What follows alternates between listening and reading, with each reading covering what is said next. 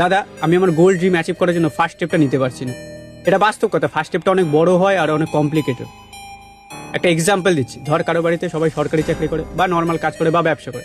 এখন ওখান থেকে যদি কোনো একটা ছেলে বলে আমি অ্যাক্টর হব, ক্রিকেটার হব, আমি বলছি না সে ফার্স্ট স্টেপ নিতে পারবে না, কিন্তু নেওয়াটা অনেক চাপের।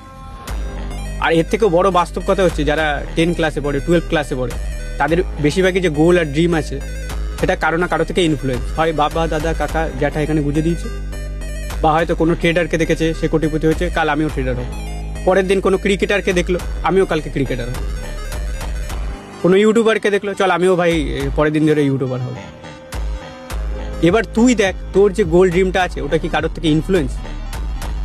যদি কারোর থেকে ইনফ্লুয়েন্স না হয়, ওটা যদি তোর নিজের হয়, তাহলে কেন ওই গোল ড্রিমটাই তুই কেন সিলেক্ট করলি? উত্তরটা তোর কাছে অবশ্যই থাকবে, ওই কেনটাই ফার্স্ট স্টেপটা নিতে তোকে বাধ্য করাবে।